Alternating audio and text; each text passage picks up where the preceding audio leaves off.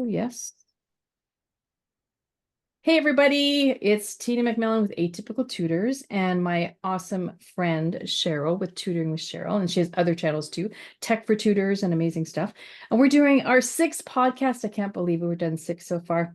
And today's topic, because it's kind of come up in a lot of conversations with my clients, and I'm sure with Cheryl's as well, how to unplug our kids from technology, which is sometimes it's great technology, other times not so much. It can be more of a distraction and a time filler or a time waster, even, dare I say. So, yeah, welcome, Cheryl. Welcome. Thanks for letting me host today. I hope I don't mess it up too badly. You won't. And we just said right before we push the record button, we could do hard things. And this is hard. I mean, here's the thing. We're both educators and we work with children, but what we're seeing is some behaviors that maybe aren't super pleasant. And if we're seeing them with our tutoring clients, we know they're happening in the classroom. We both were in classrooms recently as educators and have left that field, and we see the importance of really talking about what is this technology doing to our kids. Now, here's the thing. I am the tech hub for tutors, and I use technology in my tutoring. And so I don't want people to think that I'm, going against my belief that technology can be a good thing. But I think what you and I are really going to dig into is the fact that overuse of anything is bad. Tina, I love potato chips. Like, I love them. If they're in my house, I'm going to eat them. Ask my kids. My students knew that. They would buy me potato chips for gifts. It's not a good thing. Some of us just need to be told no. And it's a little bit like that with technology. So you have put together a wonderful slideshow, and I think we'll start right there with the slideshow, and then we'll just kind of talk things through. And we also want to let you know, while Tina is pulling that up, that we found some great resources. And so those resources will be available. If you just push the button that says slideshow up in the upper right-hand corner, and we should be good to go. Oh, There we sorry. go. That's Sorry. okay. That's Here's my okay. thumbnail. I'm so proud Yeah. of my thumbnail that I made You it. should be. You did great. And we both have I put my thumbnail at the bottom so that I'm going to use on the upload. So that's great. Canva's fun, but this is not about Canva. This is how to unplug our kids. Exactly. And I've got about 10 strategies. I've done some research to kind of consolidate a lot of different resources that I used, and I'll add them onto the description at the end too. How to unplug our kids, 10 strategies to reduce screen time without tears, because that's the big thing. What I'm noticing, and maybe you as well, and the parents that are listening also are noticing big reactions to when you say, okay, it's time to turn that off now. And then there's a lot of pushback, and it can actually get kind of violent sometimes and get very aggressive. So that's what kind of scares me about how the Yes. effect, what's really happening to our kids. Yes, and I would completely agree with you. And so, we're thinking about who's really in charge of these devices. Our kids are little. Our kids aren't old enough to make these decisions. We're buying them a very powerful tool and thinking that they can handle it, but they have the world at their disposal. And so I think, we have to be very careful. We don't know what they're watching. I mean, I've been in situations where little kids, the parents are like, yeah, they're just sitting there watching YouTube, like 2 and 3-year-olds. And there are no limits to what they can see on YouTube. So if they click the wrong button, they could really be watching violence or, different things that are not age appropriate, and hearing, words and things that just are not appropriate. And it's going to, every parent is going to run this the way that they want to run it. And I'm just as guilty as the next, of eventually I had to buy my kids a cell phone. My older daughter, she got the old flip phone, and you had to, letter A, letter C, A, B, C, that's was her technology. But by the time our third child had one, she had a smartphone and had access to the world, and it was a little unnerving. And, then you get into the cyberbullying and all of that stuff that goes along with it. So I think we need to talk about why this is happening. Don't you think we should talk about why it's happening? Absolutely. So just, oh, my screen. I can't see everything on my screen because I put the images and stuff. But if you could read the first one, first and second, I Yeah. can't read it all. Yeah, It's covered by my screen here. I can actually go through this and then we'll Yes, just talk through it. So, thank you. okay, so kids are being exposed to screen time at school, at their home, in their social lives, okay? Do not think that if your child doesn't have a phone that they're not being exposed to this, okay? Their friends have one. They're looking at it on the school bus, they're seeing it at the lunchroom table, whatever. They're going to see it. They're going to see it. And the screens are going to be triggering the dopamine in their brain. So it's like this reward. So how many of you out there play games on your phone? Tina, do you play a game on your phone or tablet? Yeah, I Guilty, do. guilty Yeah. as charged. Yeah. Do Yeah, you find yourself going, wow, I just spent the last half hour on this, and where'd that half hour go? absolutely. And I don't have just one game. I have probably five. I do So that too. I do that too. And so we're getting this reward as we're going through and playing the game, and it's increasing the dopamine, our good hormone, our good feeling hormone, and our brain keeps longing for more and more. We want that dopamine rush. And it was really interesting because as I was doing this research, I was not only reading some articles, but I was watching some videos that were created by other professionals who had, doctors, physicians, whatever. And they were talking about this, and it's just as hard to stop this as it would be if you had an alcohol or a drug addiction. I mean, it's a big problem. So it is almost impossible to stop this addiction for some people. And our children's brains, they're not ready for this, and they're going to struggle to stop playing. And so it's going to be really important that we're going to monitor what they're doing and limit their time. Research shows that the kids' brains shrink or lose tissue in the areas of the brain that involve planning. And we just talked about this ourselves. We'll get to that in a minute. Planning, organization, suppressing inappropriate responses to stimuli, and keeps them from being empathetic. Oh boy, I saw that a lot in my classroom. And there is evidence that they cannot multitask and thus struggle to complete the tasks when their screens are on. And so it's this dependence on screens is increasing anxiety, depression, and adding to substance abuse issues. Because if they can't have their phone or their tablet, they're going to find something else that gives them that rush. So let's back up just a little bit, because before we hit the record button, how many times did I tell you I had to look at this meeting time to confirm it? I think you said 3. And did I tell you why I had to do that? Yeah, because you weren't sure. You wanted to remind yourself of it Yeah, happening because you were afraid you were going to forget it. right. And had I just physically picked up a pen and paper and written it down, I probably would have remembered it. Yeah, And well, so that's it's and because I'm you're using a completely different part of my brain when I'm writing it down. absolutely. And we were talking about this as well, that when that's how I would learn is I would have to write it down and then it was cemented into my brain. And I'm not doing that as much as I used to. So, whether I attribute it to age or whatever, but I'm not remembering things like I used to. But I think it's because I'm not writing things down as much as I used to. And I'm going to test myself. I'm going to start doing that and see if I notice a difference. Yeah, I need to do a better job of that. I do put my lesson plans for my students on paper, and that helps me tremendously. Even though I use Google Classroom, I plan it on a sheet of paper, and then I put it in any links and things that I need in there. So I'm even finding that I have to just go back to old school stuff. Like I just need to hey, let's go back to the days where all we had were that paper and pencil. Right. So, there was something else I was suppressing inappropriate responses to stimuli. That kid who's in the classroom who can't make that transition from tablet time to instructional time, or maybe there are no tablets in the classroom and they're just frustrated because school isn't as exciting as they want it to be. I'm sorry, I cannot compete with your phone, your tablet, your videos. I cannot compete with that. But you are not in school for entertainment. You're in school to learn. And that was always something that I had to say specifically to my 5th grade students. Hey, I'll make it as fun as I can, but at some point you're just going to have to accept the fact that you have to learn this stuff because you're going to need the things that I'm teaching you.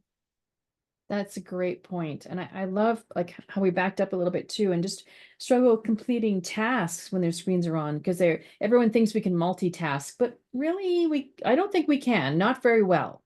If we're focusing on one thing at a time, we definitely have much better results. We think we can multitask because that's just kind of what the world we've created for ourselves. We think, oh, I've got 25 things to do in this next 30 minutes. So I can do at least 8 of them at a time and then I'll be done. But if you look back at how you completed them, I'm sure they weren't very well done, is what I'm trying to say. Well, I find that even at home with my husband, and I will be sitting in the same room. We're both on our phones. It's just the two of us now. And something will be on TV. And he's always like, how can you play that game? Because I have one game I play. It's just so stupid. It's just like a puzzle game. And I'm like, I think I am addicted to it. I can use that. I can say that. And but I'll be watching a show. So I'm like, put a couple blocks in place. And then I look up and I keep doing this. And he's like, how can you do that? I'm like, well, I don't know. I just can. But then I find myself watching that same show multiple times because I didn't absorb it. And honestly, do I need either one of them? I should be walking on my treadmill, people, or being outside in the sunshine.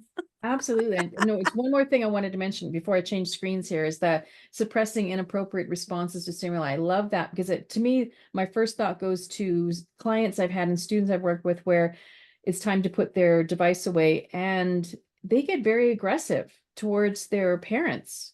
And I can imagine it translates to the classroom as well. And I've heard of them, breaking furniture, because they've got so upset while they're playing a video game. I'm like, this is not good. Yeah. And I mentioned the cyberbullying thing. I mean, and I've been out of the classroom now for 2 years, but that last year we had such a problem with these kids were on Instagram. I'm talking, I had 10, 11, and a few 12-year-olds, depending on where their birthdays ended up. And we were literally dealing with cyberbullying, things that were happening outside of the classroom that we had no control over, but we were dealing with the consequences of it in our classroom.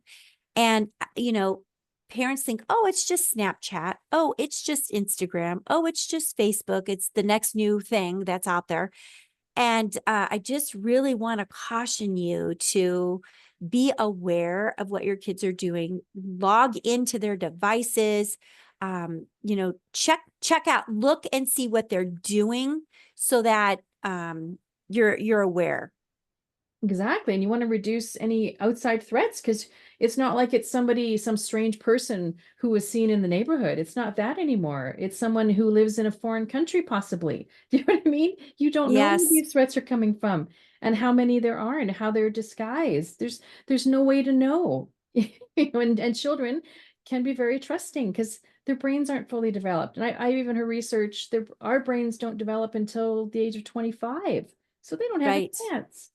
Yeah. I mean, it's just absolutely incredible. And, this is on topic, but a little bit off topic. But here in the States, we just saw a drastic reduction in our the kids' reading ability again. And I'm like, okay, so, there is something to this too much screen time. I mean, there's other things that are affecting this. Please don't think that that's the only thing that's happening, but it is something that is happening. And I think that we need to take charge of what's going on here. This is scary to me. It Very, very is. frightening. Absolutely. I'm just going to go on the next one here. So do we want to talk about any more reasons why, or let's see. Well, I'm just thinking, this anxiety and depression and substance Oh abuse gosh. really is a thing. And, and not to wait to get help for your child. If your child's never had anxiety before and suddenly they're having anxiety attacks, or they've never been depressed before and now they're just they can't even smile, don't think that they're going to outgrow that. There's something wrong. Or And even, yeah, and also signs of aggression because they're just going to get bigger. That's what I tell Mhm. parents as well, that you might 2 and 3, 4 years old, they're showing aggression, but as they get to their preteens and teens, if that continues, that's not going to get better. Yeah. Yeah, it's really scary. It's really frightening. And so, I know parents and physicians and mental health professionals are all very aware of this, but let's just keep in mind that technology is great when it's used appropriately, but that your child really should not be on their devices all day. I don't care how old they are. Uh, Parents, educators, whoever's watching this, you should also not be on your device all of the time. It's not healthy for you. There's other things that we need to be doing with our minds and our bodies, and instead of just soaking up all of this, because we don't want that material in our heads, called our brain, to go to mush. So we need to be doing some other things. And that's probably, I should just have a little sign that says mushy brain or something like that. I love it. I love it. Can we We use don't that want as an mushy brain. excuse? Oh, I mean, my brain's mushy right now. I can't answer that question. Yeah. Well, and here's something else. We think about that social comparison that the kids are getting. And it's hard enough that they go to school and maybe see somebody who can outperform them on a skill or a test or an art project or athletic thing. They're getting even more of that when they're looking at the social media. So just putting limits on that, and then being really honest with your child that do not compare yourself to other person. You are perfect just the way you are. We love you just the way that you are. Let's celebrate the things that you are good at and really build them up at what they're good at. Because there's a lot of, like we said, the mental health issues. The kids might have problems with their sleep, their cognitive development issues that we were talking about. They might become so socially isolated that they don't want to spend time with anybody else because their phone or their iPad is all that they want. We are clearly seeing an academic decline on our nation's testing. I do feel like technology is a part of that puzzle. It is not the only part, but it plays a part. And then physical health concerns. If you look at the size of our children, their body mass now compared to what it was even, let's say, 10, 12 years ago, our children are definitely overweight. They're not exercising as much. I mean, you could use an app to help with that, but they can't just watch it. They sit there and watch, oh, wow, look at that person do that. Oh, that's really cool, but that's not going to help them. They have to actually do the exercise. So let's get into what can be done to manage that screen time. Absolutely. Oh, I just wanted to mention one more thing, just in terms of what the kids are seeing on their screens, let's say Instagram. They're seeing other people posting things that have been scripted, that have filters attached to them, and aren't necessarily representing that person's actual real life. So they're assuming what they're seeing is real, but they don't understand. Their brains aren't developed enough to understand and associate what is real and what's not real. So Right. they're being shown something, a standard that they can't possibly live up to because it's not a real standard. Right. Very sad. Okay, let's go ahead Sorry. and move on. So some ways to help our kids unplug. I'm going to have you go through this. And then if you want me to jump in with anything, I will certainly do that, because you did a lot of research on how to get the kids unplugged. So go for it. Oh, absolutely. Yeah. Feel free to jump in anytime. And parents and teachers and tutors, if you're watching this, please send us any comments or questions or, strategies you've had that have worked or, that aren't on our list, because I only have 10. So I'm sure there's a lot more. So setting limits, obviously, time limits on how long you can use your device. I just remember when I was a kid back in the day, if we sat too close to the TV screen, we'd be told that our eyes are, you're going to mess up your vision. Now look at our phones. Our phones are so close to us right now. And also just a time limit. So, everyone needs time to get that dopamine. I don't want to tell them not to do that anymore. I just want to say you need to limit it so that they're experiencing the real world around them, not just what they see on their screen. Life is happening around them and they're maybe not aware of it. Creating a media plan. So that's going to be like a schedule kind of a thing where you're going to decide, when you're going to do this, and maybe as a also when you're not going to do this, what's acceptable. I know one example, some families, when they're having dinner at the table, I know, which is maybe not as common as it used to be, but whenever they're eating together, their phones go in a basket, nobody's on their phone. So they can at least have a conversation for that, 20, 30 minutes that it takes to eat something, maybe less. And then they can, interact. Oh, what'd you do today? Or, how's so-and-so doing? Or, oh, did you know this happened? And, they can get up to date on what's happening in their own lives that they might be missing out on, being a role model. We kind of mentioned this a little bit before where, you have to people, do as I do, not as I say, kind of a thing. So I know we will both admitted we're on our phones, we have games, but we can say, okay, well, I've decided I'm not going to have 5 games on here. I'm going to eliminate 2 of them. And I promise you, you I can don't take my I phone. don't think you need to eliminate them, but I might set a timer for myself and use the technology to limit myself. And that's another strategy for parents. You might have that on here too. Yeah, maybe I'm not. That could have been set limits. Actually, that would have been a good one for set limits for sure. So yeah, being a role model, just show them that you can do it and they can do it too, and hold each other accountable. Like even ourselves, they can hold us accountable as well. Planning outdoor activities, it's minus 24 where I am right now, a little chilly. So you got to dress up warm, and that's Celsius. I looked it up. It's actually minus 11 Fahrenheit, if that makes sense to you guys. Well, it's 19 degrees Fahrenheit here, so we do have you beat. There you go. That's plus 19. Yeah, 19 Fahrenheit. Yeah. Wow. It's still freezing, but it's Okay. Yeah, minus 24. It's pretty freaking yeah. cold. And it's Mhm. snowing. It looks beautiful. The trees are all white, covered in frost. It's beautiful from the inside. I don't recommend going outside, but people still do. Still gotta walk the dog, but plan for things. The weather, our weather doesn't happen just instantly, it takes time. So you can plan things to do. You can go to a pool, indoor pool. Do you know what I mean? There's so many options you can do as a family. And then you can discover things that maybe you didn't know before. And it helps to bond and build that support system. So when times get tough, you have that support. Does that make sense? That sounds great. I love that. We'll come back to that plan outdoor activities at the end because I have a resource for that. Oh, awesome. Okay, let's go to the next one. Okay, encourage sensory play. So a lot of the clients I work with, some of them are on the spectrum, have ADHD, that kind of thing. But I find any kid likes to. I always try to promote using more than one sense. So you're not just using your eyes, not just using your hands, but your sense of smell, your sense of touch, your hearing, all different things. And kids love that. Well, some kids, not all kids, I should say. Some kids don't like to get dirty. Other kids love it, like Play-Doh, playing in the kinetic sand stuff is awesome stuff. Cooking in the kitchen, giving them, stuff. Let's make something today. Let's cook something. Let's make some cookies, or I'll show you how to do this. Show you how a measuring cup works, what that means. And we don't just buy the cookies from the package of the store. They have to be made somewhere. So let's make our own. We can put whatever we want in them. Wouldn't that be fun? If you Yeah, want to put that is 27 fun. chocolate chips on there, put 27 chocolate chips on there. Yeah, and then they're not only doing their sensory play and they're bonding with you, they're doing their mathematics and they're doing cause and effect, if they don't raise, oh, we didn't put the baking soda in or, whatever. Or Or you put it in eggs. by mistake. Yeah, or right now eggs cost a lot in the United States. I don't know about Canada, so maybe Yes. maybe you're going to try with a different replacement for the eggs. So just problem solving. That's part of just growing up too. We need to problem solve.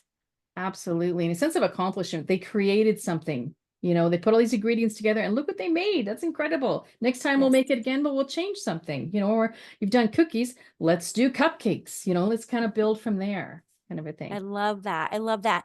And you mentioned screen-free meals. I mean, like literally, you shouldn't have that at the table. I mean, we would really limit that when the kids were at home. And again, we're empty nesters at this point. So sometimes conversation is slow. So we might pick up our phones, but I am just saying, have that screen-free time, like you said, it was 10, 15, 20 minutes. They can totally do that. And I love that focus on families time. I mean, we don't want to get rid of our traditions or our routines and replace it with screens. And the older I get, the more I appreciate people in general. So, you just being present, be present in the time that you have with those people. It's so important.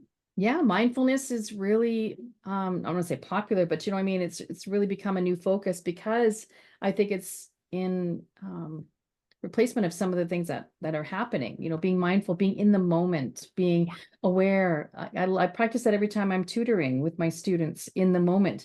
They bring up a question. Oh, let's find out, that's really Yes. cool. Yes, So I absolutely. learn things as well as the student, and it helps everything at the same time.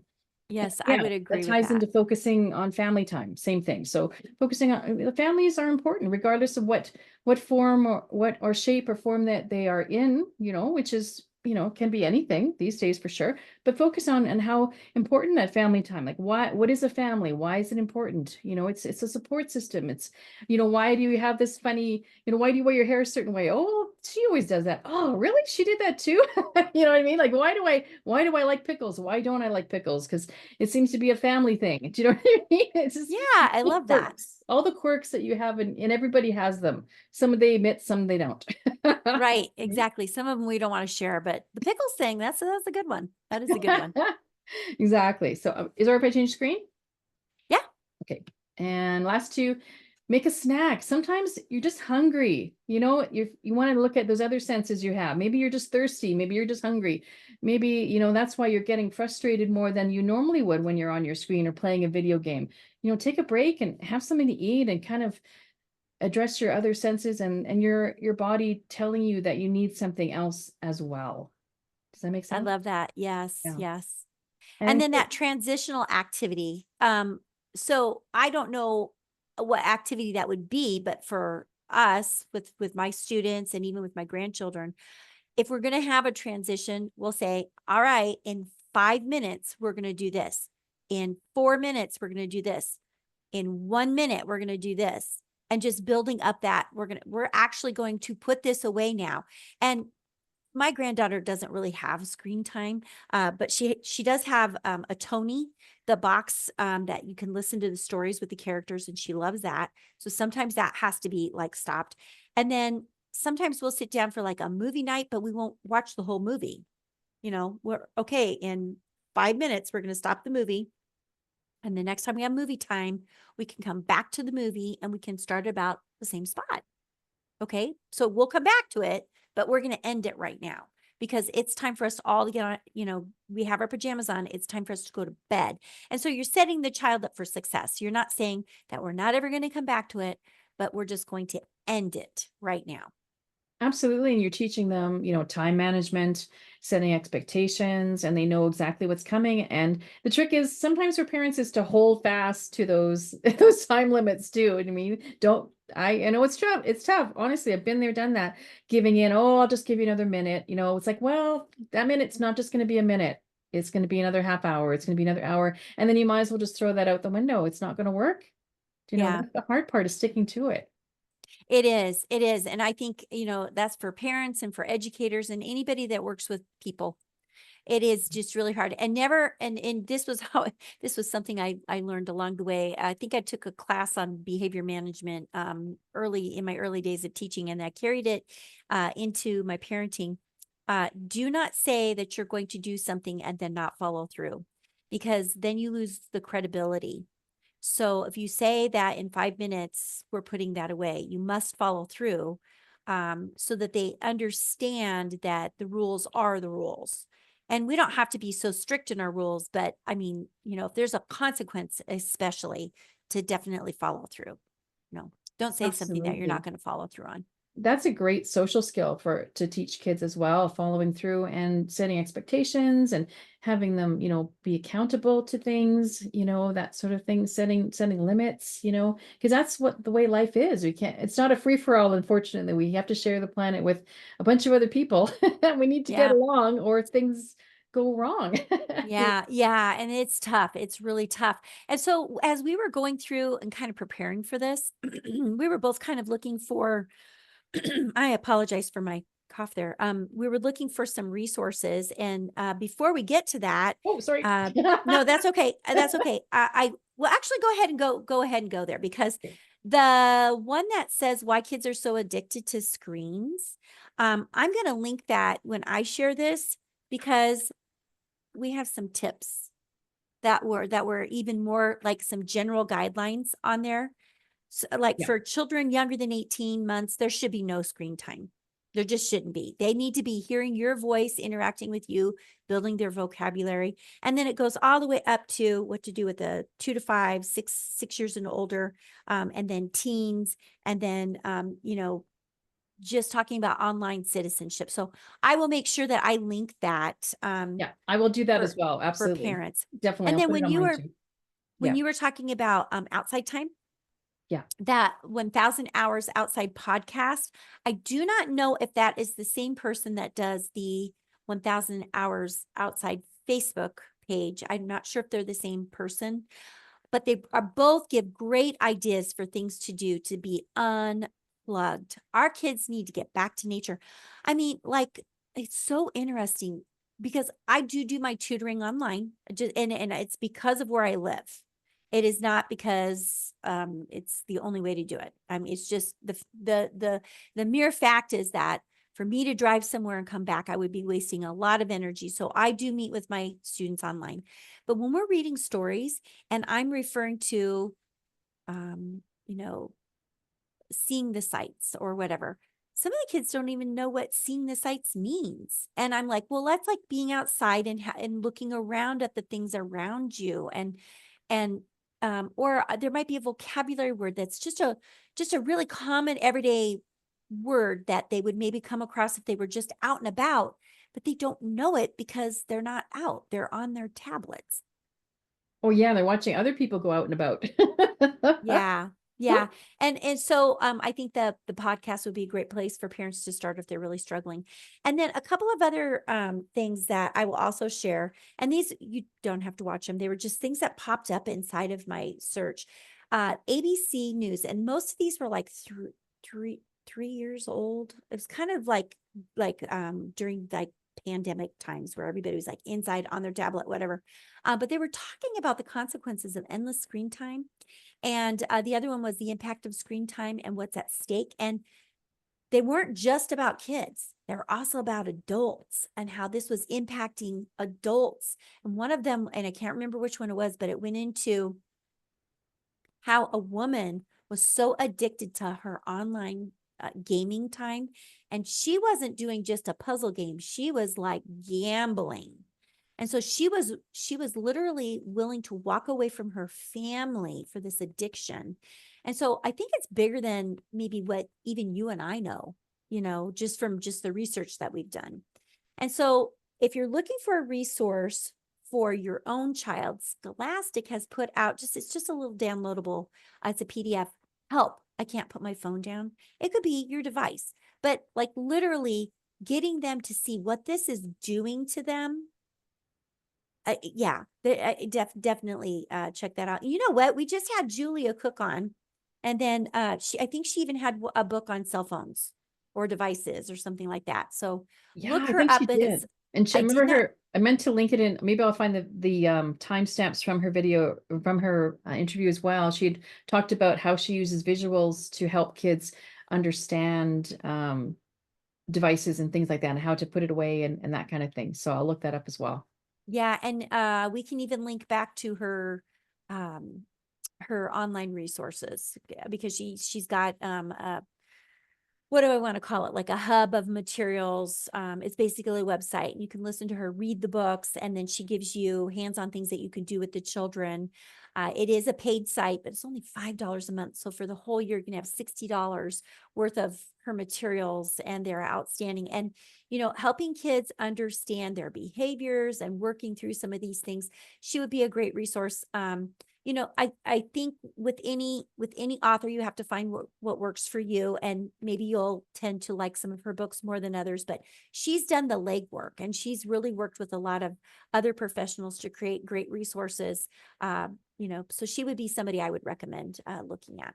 Right. I just thought of something too. It just kind of tweaked my mushy brain. I did a second. Your brain is not mushy. No, I know. I hope sometimes, I don't know. Sometimes I walk to the fridge. I have no idea what I went there for, but that happens. But I was just thinking, ultimately, I know we're talking about devices and kids and their behaviors, but ultimately it's not the kids' fault. Like we said, it's by design that these things are created, and they're doing what they're intended to do. And our children need us to help them to, not combat, but just to deal with it and cope with it and understand it a little better, and know that that's not the be all end all. If they didn't get 1,000 likes like their friend did on something, that's not the end of the world. You know what I mean? We need to know that other things have value as well. I think that's a really important message to take away. I completely agree with you. And I didn't even write So, that down. That just came into my brain. well, see, we have a lot more that we could add to this subject, but Oh, I think what we've done is we've created a dialogue for people to be thinking about it. And I know that if they have questions or comments, I hope that they'll leave them in the discussion, down below. Start the discussion. We don't have the answers. I am not a trained psychologist or counselor. We're just talking about it. We see it in our practices, and we see it with our children and our grandchildren and with society in general. And, just raising that alarm of like, let's maybe take another look at this and see if we can't go back to some of the basics, get those kids outside. We need to get outside. Vitamin D is great for us. It's great for our bodies. It's great for our minds, our souls, and maybe make a commitment to spending less time on our phones. Yeah. I do. Guilty. I will make that commitment. Honestly, it's something I'm noticing, and I'm not, I'm supposed to be an adult and understand the difference between all this stuff, but I don't sometimes. It's tough. It really is. And like we were talking about that dopamine, that's important. No, we're ready to say like Please and subscribe.